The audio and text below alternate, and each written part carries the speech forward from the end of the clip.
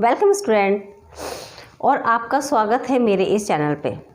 तो हम स्टार्ट कर चुके हैं अपनी 1 मार्क सीरीज़ को और बहुत बढ़िया आप लोगों की साइड से मुझे रिस्पांस आ रहे हैं। बीएसटी की सीरीज़ स्टार्ट हुई थी और बीएसटी का एक वीडियो अपलोड हो चुका है। नेक्स्ट वीडियो लेकर के आज हम आपके सामने आ गए हैं और है वो प्रिंसिपल्स ऑफ मैनेजमेंट। ठीक है, इस एक सीरीज़ में हमने एंटायर चैप्टर को कवर करने की एक कोशिश की है। फिर भी कोई कमी हो तो डेफिनेटली मुझे ज़रूर बताइएगा, क्योंकि आपके लिए हम हैं और हमसे आप हैं। साथ मिलके चलेंगे तो बहुत कुछ कर सकते हैं लाइफ में। ठीक है, तो स्टार्ट करें क्या अपनी सीरीज़ को? तो सीरीज़ स्टार्ट करते हैं और चलते हैं अपनी वीडियो की साइड पे। Okay, so let's start from question number 1। Which of the following statement is true with reference to principles of management? इनमें से कौन सा एक स्टेटमेंट सच है? अब स्टेटमेंट पढ़ें पहले तो। The principles of management have evolved. The principles of management are yet to be evolved. The principles of management are in the continuous process of evolution, है ना? और है none of the above ना। तो principles of management के बारे में इनमें से क्या स्टेटमेंट सच है? तो प्रिंसिपल ऑफ स्टेटमेंट के बारे में इनमें से जो स्टेटमेंट वो सच है वो है आपका पॉइंट नंबर बी।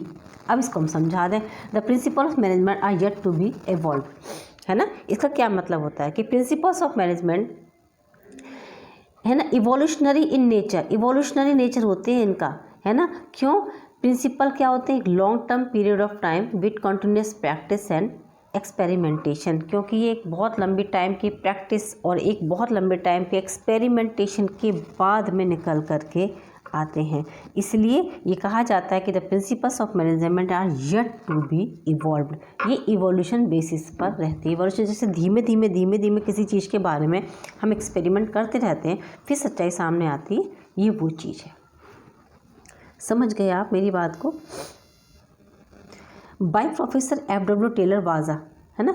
तो बाय प्रोफेशन F.W. टेलर कौन थे? ये मैकेनिकल इंजीनियर थे। कौन थे? मैकेनिकल इंजीनियर थे। The principle of pure science is considered to be, principle of pure science उसे हम क्या कहते हैं? इन कैसा होता है ये क्रिएटिव होता है नेचर में। कैसा होता है? क्रिएटिव होता है। क्यों होता है? Because they are applied in the absolute और इन द स्टैटिक मैनर। क्यों? क्योंकि ये एब्सोलूट और स्टैटिक मैनर में अप्लाई किया जाता है। हमने इसलिए एक्सप्लेनेशन भी लिख दी है इसमें साथ में, जिससे आपको कोई प्रॉब्लम ना हो समझने में, है ना। क्योंकि बीएसटी में आपके जैसे केस स्टडी बेसिस ही क्वेश्चंस आते हैं, तो उसमें आपका एक्सप्लेनेशन तो बनता है ना। That's now next, which of the following statement best define the technique of management? इनमें से कौन सा स्टेटमेंट टेक्निक ऑफ मैनेजमेंट को डिफाइन करता है जो सबसे सही है? It is a set of guidelines to take decisions, या फिर it is a procedure which involves a series of steps to be taken, या फिर they are general rule for behaviour of individual? नहीं भाई, कौन सा पॉइंट आएगा इसमें? आएगा आपका बी पॉइंट। कैसा है? ये एक प्रोसीजर है which involves a series of step to be taken, एक सीरीज है स्टेप्स की जो लिए जाएंगे वन बाय वन, है ना। तो ये प्रोसीजर चलता है। The principle of management has been develop on the basis of, किसके बेसिस पर ये डेवलप हुए हैं? ऑब्जर्वेशन, एक्सपेरिमेंटेशन, पर्सनल एक्सपीरियंस, या फिर ऑल ऑफ द एबव। ये तीनों ही, ऑब्जर्वेशन से भी, एक्सपेरिमेंटेशन से भी और पर्सनल एक्सपीरियंस से भी ये निकल के आते हैं। विच of the following statement is true with reference to principles of management? इनमें से कौन सा स्टेटमेंट ठीक है? कौन सी स्टेटमेंट है? पढ़ लें जरा। The principle are guidelines to action, the principles denote a cause and effect relationship, principle help the manager to take decisions while performing various management function, all of the above. तो सारे ठीक हैं। ये सारे ही प्रिंसिपल मैनेजमेंट जो बातें statement लिखे हुए हैं, ये सारे ही प्रिंसिपल्स ऑफ मैनेजमेंट को रेफरेंस या रेफर करते हैं। Your answers. Now move to next 7th। The principle of management do not provide readymade straight jacket solution to all management problem because, बात समझ रहे क्या कहना चाह रहा है ना। ये मतलब आप सोचें कि तुरंत सारा काम सही हो जाए, क्या because the real business situations are complex? नहीं, वो तो ठीक भी हो जाती हैं। The real business situation are dynamic, the principles act as general guidelines, क्योंकि प्रिंसिपल एक्ट कैसा कहते हैं? जैसे कि जनरल गाइडलाइन हो।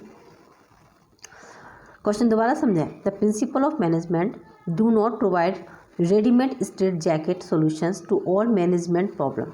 सारे ही मैनेजमेंट प्रॉब्लम का रेडीमेड स्ट्रेट जैकेट नहीं होता है। क्यों नहीं होता है? क्योंकि principles act as general guideline, क्योंकि सबके लिए ही जनरल है, आपको उसका सोल्यूशन ढूंढना पड़ेगा। Principles of management can be modified by the manager when the situation demand, यही वाली बात अभी बता रहे हैं ना, आपको मॉडिफाई करना पड़ता है चीज़ों को। The statement implies that the principles of management are, ये कैसे होते हैं? ये कैसे होते हैं? ये रिजिड होते हैं, ये कॉन्टीजेंट होते हैं, ये फ्लैक्सीबल होते हैं? नहीं, ये यूनिवर्सली एप्लीकेबल होते हैं। ये हर जगह एप्लीकेबल किए जा सकते हैं, हर सिचुएशन में एप्लीकेबल किए जा सकते हैं। नेक्स्ट देखें, the principles of management enhance the understanding of relationship between human and material resource for the achievement of organization goal. Principles of management enhance क्या एनहेंस करते हैं? अंडरस्टैंडिंग किसके बीच का है ना, एक ह्यूमन बींग्स और मटेरियल रिसोर्सेज, हम ऑर्गेनाइजेशन गोल को अचीव करने के लिए जो भी काम कर रहे हैं, है ना। Identify the feature of principles of management being describe in the given statement. अभी इसमें से इस स्टेटमेंट को पढ़ते हुए हम प्रिंसिपल्स ऑफ मैनेजमेंट की कौन से फीचर को आइडेंटिफाई कर सकते हैं? एक तो cause and effect relationship, optimum utilization of resource and effective administration, formed by practice and experimentation, या फिर मेनली बिहेवियर। ये कैसा होता है? ये मेनली बिहेवियर होता है, बिहेवियर वाइज होता है, इसलिए इन दोनों के बीच की ये कड़ी होती है, इन दोनों के बीच को ये रोक सकता है।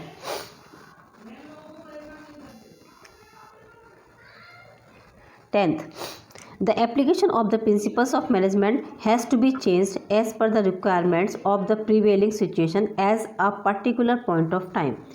Which feature of the principle of management is being described in the given statement? The application of principles of management has to be changed as per the requirement. देखो, requirement situation के हिसाब से इसमें changes किए जा सकते हैं, ठीक है, चेंजेस इसमें किए जा सकते हैं। तो इसका मतलब यहाँ पर कौन सा एक फीचर यहाँ पर डिस्क्राइब हो सकता है?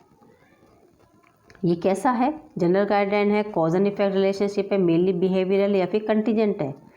कंटीजेंट लायबिलिटी होती है ना आपकी, वही है ये, है ना। ये क्या है? ये कंटीजेंट होता है, ठीक है। ये डाउटफुल होता है, इसमें कुछ भी हो जाता है, ये अकॉर्डिंग टू सिचुएशन अपने आप को चेंज कर सकता है। Principles of management emphasize on logical and rational decision making rather than on the basis of bias and prejudice. The given statement highlight that the knowledge of principles of management leads to, ये किसको lead करता है? ये होते हैं यहाँ पर scientific decision. कैसे होते हैं? साइंटिफिक डिसीजन होते हैं, ठीक है। क्यों साइंटिफिक डिसीजन क्यों होते हैं? क्योंकि ये रूल ऑफ थंब पर बेसिस नहीं करते हैं, है ना, ये साइंटिफिक अप्रोच पर बेसिस करते हैं, उन पर बेस होते हैं, उन पर निर्भर होते हैं। रूल ऑफ थंब क्या होता है? अभी हमने ये बोल दिया। Use of personal judgement in handling management issue, या फिर adopting a hit and trial approach to resolve management problem. बहुत ये दोनों चीज़ें होती हैं। देखो, पर्सनल जजमेंट हमेशा आप दूसरे के ऊपर थोपते रहे, या फिर आप हिट और ट्रायल का ही एक अप्रोच लेकर के चलें कि भाई नहीं, ये करना ही करना पड़ेगा, नहीं तो मारपीट ये सब कुछ होगा। तो ये दोनों ही चीज़ें हमें क्या रिफ़र करती हैं? रूल ऑफ थंब को रिफ़र करती हैं, ठीक है। जो कुछ है मैंने वो हम ही चाहेंगे, हमारे ही नीचे होगा, तो वो से हम कहते हैं रूल ऑफ थंब। एक्सप्लेनेशन के साथ हमने इसको एक्सप्लेन कर दिया है। नेक्स्ट चलते हैं 13th। According to Taylor, even a small production activity like loading figure of iron into boxes can be scientifically planned and managed. This can result in tremendous saving of human energy as well as wastage of time and material. Identify the related principle of scientific management. इसमें scientific management का एक कोई principle हमको बताना है। क्या बता दिया आपने इसमें? Science not rule of thumb. कैसे? क्या कहा टेलर ने? Even a small production activity like loading figure of iron into boxes can be scientifically plan and manage. एक छोटी सी चीज़ों को भी अगर हमें किसी बॉक्स में रखना है, उसको भी हम साइंटिफिकली प्लान और मैनेज कर सकते हैं। This can result in tremendous saving of human energy. इससे हम ह्यूमन एनर्जी को बचा सकते हैं, टाइम बचा सकते हैं, मटेरियल भी बचा सकते हैं। आइडेंटिफाई द रिलेटेड प्रिंसिपल, तो इसी को हम क्या कहते हैं कि science not rule of thumb, है ना। ये हमने यहाँ पे वाली बात क्यों कह दी? क्यों? क्योंकि नॉट रूल ऑफ थंब का क्या मतलब होता है कि जो आप कह रहे हैं वो सच है, वही सही है। जैसे पुराने जो मैनेजर होते थे वो अपने एक्सपीरियंस के हिसाब से चीज़ों को करते थे, है ना, जो पुराने तरीके से चला आ रहा है। लेकिन टाइम बदल गया है, अगर हम उस चीज़ को नए तरीके से कर सकते हैं और टाइम को, एनर्जी को, कॉस्ट को सेव कर सकते हैं, तो हम क्यों नहीं उसको अप्लाई करते? Why shouldn't we apply this? उसी को कहते हैं science not rule of thumb. Scientifically चीज़ों को सोचें, नॉट रूल ऑफ थंब, उसको अप्लाई ना करें कि जो पुराना चला आ रहा है उसी को अप्लाई करें। According to the principle of scientific management has for its foundation the firm conviction that true interest of the management and workers are one and the same. The prosperity for the employer cannot exist for a long time unless it is accompanied by prosperity for the employees and vice versa. समझ में आ गई है ना? क्या मतलब है इस चीज़ का? साइंटिफिक मैनेजमेंट में क्या कहा कि scientific management has 4 foundation and firm conviction has that true interest of management and worker are the work, कि वर्कर्स और मैनेजमेंट सब सेम है। The prosperity of the worker can not exist for a long time unless it is accompanied by the prosperity for the employ and vice versa. Employer, देखो जितने भी लोग, सब लोग मिलकर के काम करेंगे, क्योंकि एक अकेला पर्सन कुछ नहीं कर सकता। जस्ट लाइक हम एग्जाम्पल अगर हम स्कूल का लें कि प्रिंसिपल बहुत अच्छा है लेकिन टीचर्स नहीं हैं, बच्चे नहीं हैं, तो अकेला प्रिंसिपल क्या कर लेगा। लेकिन अगर हम इसका अपोजिट देख लें कि प्रिंसिपल नहीं है और बच्चे हैं, टीचर है, तो भी कुछ नहीं हो सकता, माने सब लोग एक दूसरे के साथ चलते हैं। तो यहाँ पे कौन सा अप्लाई हो जाता है? यहाँ आ जाता है हारमनी, एक रूपता होनी चाहिए, एक सा होना चाहिए, नॉट डिस्कॉर्ड, झगड़ा नहीं होना चाहिए किसी भी तरीके का, हारमनी होना चाहिए सबके बीच में। तो C point, according to this principle of scientific management the employees should be rewarded for their suggestion which result in sustainable reduction in the cost, है ना? लोग कहते हैं कि भाई एम्प्लॉयज़ से को रिवॉर्ड दें जब वो सजेशन दें, समझ गए है ना? सजेशन दें तो इसका मतलब यहाँ पर कौन सा क्या आएगा रिजल्ट, उसमें हमारे कॉस्ट में रिडक्शन होगा। तो कौन सा प्रिंसिपल लगा हुआ है यहाँ पे? देखो, कॉपरेशन नॉट इंडिविजुअल, कॉपरेट करें एक दूसरे को, कॉपरेट करें, इंडिविजुअलिज्म नहीं, सिर्फ अपने लिए नहीं, पर्सनली नहीं, सबको साथ लेकर चलें, सबको साथ लेकर के चलें तो हम काम आगे बढ़ा सकते हैं। Your answers, move to next. 16. According to Taylor, each specialist is to be assigned work according to his or her qualities. The employees who possess technical mastery should be involved in planning work, whereas those with energy and good health may be assigned execution work. Name the related principle of scientific management. बहुत ही ज़्यादा simple है, कोई भी problem नहीं है ना? हर किसी का साथ में डेवलपमेंट होना, हर किसी को उसके हिसाब से काम देना है ना हमको। तो development of each and every partner to his or her greatest efficiency and prosperity, है ना? ईच और एवरी पर्सन को हम उसके हिसाब से, उसके एफिशिएंसी के हिसाब से हम काम को बांटेंगे। समझ गए? नेक्स्ट चलते हैं 17th। Considering the fact that it is difficult to find one single person with all the needed qualities. सही है, किसी भी एक पर्सन में हम सारी नीडेड क्वालिटीज़ को पाना बहुत कठिन होता है। Taylor suggested appointment of a specific through his technique of science. तो टेलर ने हमें सजेस्ट किया कि अपनी टेक्निक ऑफ साइंस से हम कुछ स्पेशलिस्ट को अपॉइंट कर सकते हैं। आइडेंटिफाई द टेक्निक, हमें उस टेक्निक को आइडेंटिफाई करना है कि कौन सी टेक्निक है यहाँ पर। तो हम इसमें क्या कहते हैं? हम इसको कहते हैं फंक्शनल फोरमैनशिप, जहाँ पर टेलर ने ये बात कही थी कि हर किसी को उसकी क्वालिटी के हिसाब से हम यहाँ पर सेट करेंगे, उसे हम क्या कहते हैं? Functional foremanship. क्योंकि फंक्शनल फोरमैनशिप से ही टेलर ने सजेस्ट किए थे, यहाँ पे 8 स्पेशलिस्ट सजेस्ट किए थे, है ना? 8 स्पेशलिस्ट थे जो तरह तरह के जॉब को कंप्लीट करेंगे। The concept of work study technique include, work study में क्या क्या इंक्लूड होता है? Time study, motion study, fatigue study, भाई सारी स्टडीज़ आती हैं वर्क स्टडी में। ये सारी ही स्टडी मिल करके ही वर्क स्टडी बनी हुई है। विद एक्सप्लेनेशन ले लो आप इसको, स्क्रीनशॉट ले लेना अगर जल्दी हो जाए तो, ठीक है। 19 पे चलते हैं। The objective of this technique of scientific management is to reduce a given line और to a produce to a fix type size and characteristic. Name the technique, है ना? Reduce a given line of a product, एक line के product, single line के product, है ना? बिल्कुल उसमें कोई भी चेंजेस ना हो, फिक्स टाइप, बिल्कुल एकदम फिक्स, हमारा ब्रांड फिक्स हो जाए, हमारा स्टैंडर्ड फिक्स हो जाए, उसे क्या कहते हैं, उसे हम कहते हैं standardization and simplification of work. आप अपने काम का स्टैंडर्ड सेट करें तो वो जितना सिंप्लीफिकेशन के साथ आप काम करेंगे उतना क्विक और बिना कॉस्ट को बढ़े हुए आपका काम बहुत आराम से कंप्लीट हो जाएगा। तो वो टेक्निक का नेम क्या है, standardization and simplification of work.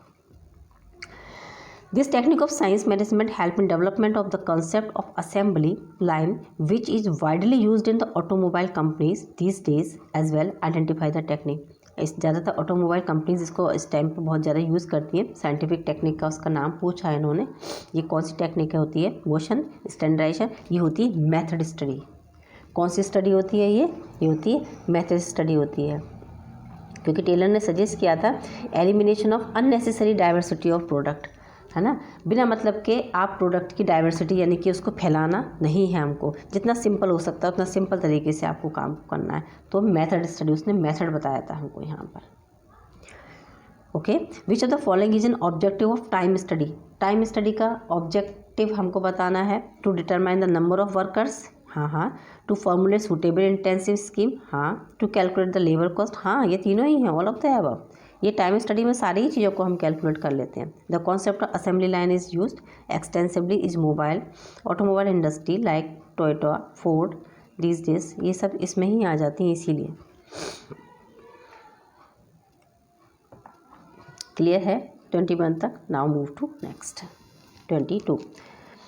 This technique of scientific management aims to determine the amount and frequency of rest interval that should be provided to the employee during working hour। Working hours में है तो वही frequency of rest interval चाहिए उनको, है ना, कुछ घंटे आराम करने के लिए भी चाहिए। तो ये कौन सी टेक्निक बताई गई थी, है ना, ये कौन सी टेक्निक थी, time study, motion study, method study, none of the above. इसमें कोई सा भी नहीं था, नन ऑफ द अबव है, क्योंकि इसमें कौन सा इसमें फैटिग स्टडी आनी चाहिए जो नहीं दे रखी इन्होंने। कौन सी स्टडी आएगी, फैटिग स्टडी, FATIGUE।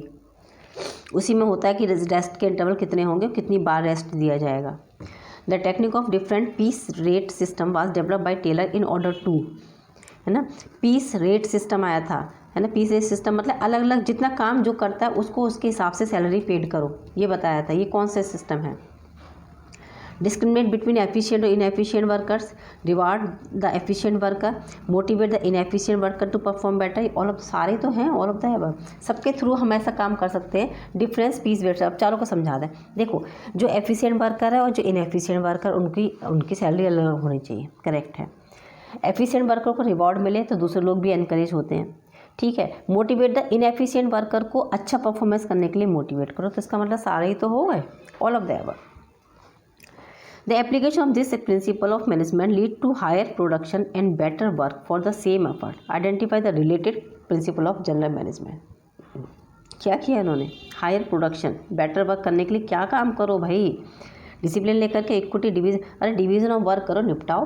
क्योंकि जब हम डिवीज़न ऑफ वर्क करते हैं, हम काम को बांटते हैं, तो काम हमारा और इजी तरीके से कंप्लीट हो जाता है उसी एक पीरियड टाइम के अंदर, ठीक है ना। इसलिए काम को बांटो, डिवीज़न ऑफ वर्क कर दो। एक्सप्लेनेशन भी ले लो आप लोग। चलें आगे, चलो देखो 25। According to this principle of general management, an organization should safeguard against abuse of managerial power, but at the same time a manager should have the necessary authority to carry out his responsibility. Name the principle of management being described in this statement. इसमें कौन सा management of principal लगा हुआ है, 1 2 3 4 5, authority and responsibility. क्योंकि जैसे ही आप अपनी अथॉरिटी को दूसरे को ट्रांसफ़र करते हो, रिस्पॉन्सिबिलिटीज़ उसके साथ साथ ही उसको ट्रांसफ़र हो जाती हैं, ठीक है ना, है ना। एक मैनेजर एक बार में काम नहीं कर सकता सारा, तो क्या करेगा, वो अपनी अथॉरिटी को दूसरे को ट्रांसफ़र करेगा, तो अथॉरिटी के साथ रिस्पॉन्सिबिलिटी भी ट्रांसफ़र उसके साथ हो जाएगी।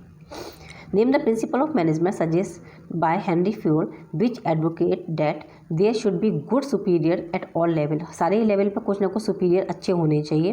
Clear and fair agreement and judicious application of penalties, है ना। ये किसके अंदर आता है, authority and responsibility esprit de corps order, या फिर none of the above, none of the above. इसमें तो डिसिप्लिन होता है, हर किसी के ऊपर एक कुछ लोग होने चाहिए जो साफ़ सुथरा सब काम करवा सकें, तो वो डिसिप्लिन में आएगा, इसमें नहीं है।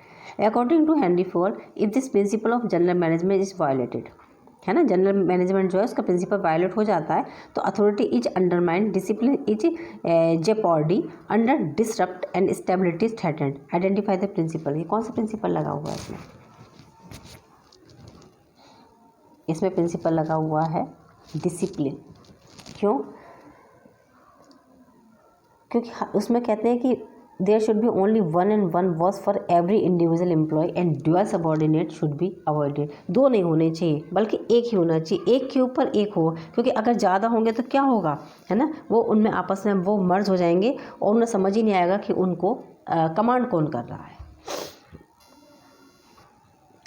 Through this principle of management Henri Fayol guide the manager to exhibit exemplary behavior and advise that they should not fall into temptation of misusing their power for personal benefit at the cost of general interest of the organization. So which principle of management is being described in this and the above statement? कौन सी बात किसके लिए क्या कहा गया है इसके अंदर, है ना, ये किसको इंटरेस्ट कर रहे हैं? क्या है? Subordination of individual interest to general interest, है ना, पर्सनल इंटरेस्ट नहीं, हम अपने लिए नहीं काम करेंगे, हम किसके लिए काम करेंगे? हम जनरल इंटरेस्ट में काम करेंगे, सबके लिए, ठीक है ना। वो अपने लिए नहीं करेंगे कि अपने हम अपने पर्सनल बेनिफिट लेकर पर्सनल बेनिफिट के लिए नहीं, हम जनरल इंटरेस्ट के लिए काम करेंगे। Which principle of general management advocate that employee turnover should be minimized to maintain organizational efficiency? Employee का जो टर्नओवर शुड बी मिनिमाइज, वो कम होना चाहिए, ठीक है ना, कम होना चाहिए टू मेंटेन ऑर्गेनाइजेशनल एफिशिएंसी, वही ऑर्गेनाइजेशनल एफिशिएंसी को मेंटेन करता है। इसमें कौन सा प्रिंसिपल लगा हुआ है? इसमें स्टेबिलिटी ऑफ पर्सनल कैसी होनी चाहिए? स्टेबिलिटी होनी चाहिए उसमें, है ना। आपको जो दिए जाने वाला जो रेम्यूनरेशन होता है, रिक्रूटमेंट है, सिलेक्शन प्रोसेस है, न्यू रिक्रूट्स हैं, है ना, वो पर्टिकुलर पोजीशन पर हमेशा रहने चाहिए, एक टेन्योर होना चाहिए, उसी टेन्योर पे होना चाहिए, स्टेबिलिटी होनी चाहिए उसके अंदर। ये नहीं आपको डर नहीं हो कि आपको चाहे जब निकाल करके बाहर खड़ा कर देंगे तो क्या होगा आपका। प्रिंसिपल्स ऑफ मैनेजमेंट कैसे हैं भाई? प्रिंसिपल्स ऑफ मैनेजमेंट एब्सोल्यूट हैं। कैसे हैं? एब्सोल्यूट हैं, पूरे हैं। Principles of management are not absolute, है ना। एक्यूरेट अगर हम कह सकते हैं ना, एब्सोल्यूट वो नहीं है। देखो बिहेवियरल होते हैं, यूनिवर्सल होते हैं, फ्लैक्सिबल होते हैं, इसलिए एब्सोल्यूट नहीं होते हैं, समझ गए, क्योंकि वो फ्लैक्सिबल होते हैं। चलें आगे। The principles of management are intended to be applied to all type and size of organizations. This statement reflect that principles of management are, कैसे होते हैं principles of management? Mainly behavioural होते हैं, ये जनरल गाइडलाइंस नहीं होती, flexible मतलब होते हैं, मतलब इतना नहीं, यूनिवर्सली एप्लीकेबल, मेनली बिहेवियरल, ठीक है। प्रिंसिपल्स ऑफ मैनेजमेंट प्रोवाइड, उसमें ये क्या प्रोवाइड करते हैं? तो ये जनरल गाइडलाइंस होती हैं। क्या होती है? General guidelines. Second point, management principle differ from pure science principle because, है ना, ये प्योर साइंस प्रिंसिपल से बिल्कुल अलग होते हैं। क्यों होते हैं? क्योंकि ये वैग नहीं होते हैं, रिजिड नहीं होते, इजी टू लर्न, ये सिचुएशन बाउंड होते हैं, ये सिचुएशन के हिसाब से अपने आप को चेंज कर सकते हैं, इसलिए सिचुएशन बाउंड होते हैं, इसीलिए प्योर साइंस प्रिंसिपल इनको हम नहीं कह सकते हैं। Unity of command is related to, किससे रिलेटेड होता है यूनिटी ऑफ कमांड? ये सुपीरियर और सबऑर्डिनेट, क्योंकि सुपीरियर तो देते सबऑर्डिनेट को कमांड, इसलिए यूनिटी ऑफ कमांड इससे रिलेटेड हो गया। गैंग प्लैंक किससे रिलेटेड है? बताओ, 1 2 3 4 5, कम्युनिकेशन से ना, ठीक है, कम्युनिकेशन से। मैनेजमेंट प्रिंसिपल आप फ्लैक्सिबल, मैनेजमेंट प्रिंसिपल फ्लैक्सिबल होते हैं, वेरेस अभी बताया ना, whereas pure science principle are result. Pure science principle को आप चेंज नहीं कर सकते, मैनेजमेंट प्रिंसिपल तो चेंज हो ही जाते हैं according to time, they can change, है ना, वही डायनेमिक है कि नहीं है। Denote concentration of authority at the top level, top level पर भाई कॉन्सेंट्रेट करते हैं, क्या है भाई ये है डिसेंट्रलाइजेशन, है ना। टॉप अथॉरिटी से कहाँ पर आता है? मिडिल पर, मिडिल से कहाँ पर आता है? लोअर पर, डिसेंट्रलाइजेशन कहते हैं इसको। Is a technique in which each worker is supervise by 8 super, अभी बताया था ना 8 सुपरवाइजर होते हैं इस टेक्निक के अंदर। कौन सी होती है? ये होती है कौन सी? सोचो, 1 2 3 4 हम ही बता देते हैं फंक्शनल फोरमैनशिप। जिसने जिसने आंसर दिया था बहुत बढ़िया था भाई। Principle, next principle of management puts emphasis on judicious application of penalties. Penalty लगाओ भाई, अगर कोई गलत करता है तो पेनल्टी लगाओ, बिल्कुल एज पर डी कॉप्स, ठीक है। No order, no division of work, no discipline, क्या है का इसमें एज पर डी कॉप्स। चलो आगे चलते हैं। Principles of management state that there should be a place for everything and everything should be in its place. हर चीज़ अपने प्रॉपर तरीके से प्रॉपर जगह पर होनी चाहिए। जैसे जब हम काम करने बैठे तो कुछ भी डिस्टर्ब ना हो, है ना। जैसे ये तो रूल अपने घर में भी अप्लाई होता है और आपके यहाँ भी अप्लाई होता है। इसे हम क्या कहते हैं, इसे हम कहते हैं ऑर्डर में। हर कुछ सब कुछ अपने ऑर्डर में होना चाहिए, ठीक है। Means one plan one boss, एक प्लान एक बॉस। क्या होगा उससे यूनिटी ऑफ डायरेक्शन बना रहेगा आपका, आप काम ढंग से कर पाएंगे, ठीक है। एक ही सब्जेक्ट को 2 टीचर पढ़ा दें तो फेल होना आपका तय है भाई, ये ज़्यादा आप होशियार हो जाएंगे। चलते हैं। Involves harmony and team spirit among employees. ये हार्मनी और टीम स्पिरिट लेकर के आता है। क्या ये होता है एस्पिरिट डी कॉप्स। क्या होता है एस्पिरिट डी कॉप्स, ठीक है। चले भाई। Which principle of general management advocate that employee turnover should be minimize to maintain organization efficiency. ये कौन सा प्रिंसिपल जनरल एक मैनेजमेंट है जो ये बात को कहता है ना। तो stability of personal, remuneration, equity या फिर Spirit de cops. Stability of personal, आपकी पर्सनैलिटी माने आपका जो काम करने का एक टेन्योर है वो फिक्स्ड होना चाहिए, ठीक है। अगर वो ठीक है तो कोई प्रॉब्लम नहीं होती काम को करने में किसी को भी, ठीक है। नेक्स्ट चलते हैं। According to Henri Fayol, if this principle of general management is violated, authority is undermined, discipline is to be jeopardized under order disturb and stability threatened, identify the principle. इसमें कौन सा principal यहाँ पर लगा हुआ है, यहाँ पर प्रिंसिपल लगा हुआ डिसिप्लिन का, है ना। इसका मतलब डिसिप्लिन अच्छा नहीं है। According to this principle of general management, an organization should safeguard against abuse of managerial power, but at the same time a manager should have the necessary authority to carry out its responsibility. बहुत simple है, जहाँ पर responsibility word आ जाता है तो authority के साथ responsibility खुद से ही ट्रांसफ़र हो जाती है, ठीक है। जब आप किसी को अथॉरिटी देंगे तो उसमें उसके साथ उसकी रिस्पॉन्सिबिलिटी भी ट्रांसफ़र हो जाएंगी। Next, the technique of differential piece wage system, piece rate system. ये क्या है, टेलर ने जो बताया था, ये बताया है सारी इन सब डिस्क्रिमिनेट एफिशिएंट और इनएफिशिएंट वर्कर के बीच में कम करने के लिए, एफिशिएंट वर्कर को रिवार्ड में, या फिर ना अगर किसी इनएफिशिएंट वर्कर ने काम किया उसको बेटर परफॉर्मेंस के लिए मोटिवेट करने के लिए। ऑल ऑफ द अबव सारे ही इसमें आ जाएंगे। इसका आंसर है all of the above. Which of the following is an objective of time study. Time study का एक ऑब्जेक्टिव क्या होता है, to determine the number of workers to be employed, to formulate suitable incentive scheme, to calculate the labour cost. सारे हैं all of the above. चले बस आपके true false last. Unity of command means one employee getting order that instructions from one supervisor. सही है भाई, unity of command मतलब एक को एक ही लोग ऑर्डर देंगे, सारे लोग नहीं देंगे, नहीं तो मिक्स हो जाएगा। ट्रू है। Time study involve analysis movement involve in the performing an activity. नहीं, टाइम स्टडी नहीं, ये तो मोशन स्टडी में आता है। मूवमेंट्स मोशन स्टडी के अंदर आएंगे, ठीक है। Scalar chain involve direct communication between 2 employees, ये भी फॉल्स है। गैंग प्लैंक होता है, डायरेक्ट कम्युनिकेशन गैंग प्लैंक के अंदर आएगा। किस में आएगा, गैंग प्लैंक में। Discipline principle of management lead to development of team spirit. No, esprit de corps lead to the development of team spirit. Team spirit मतलब esprit de corps. I think आपको मेरा ये जो काम हमने किया है ना, ये आपको पसंद आया होगा। फिर भी इससे रिलेटेड कोई भी करी हो तो आप मुझे पूछ सकते हैं, बता सकते हैं, या मुझे नए नए सजेशन भी दे सकते हैं।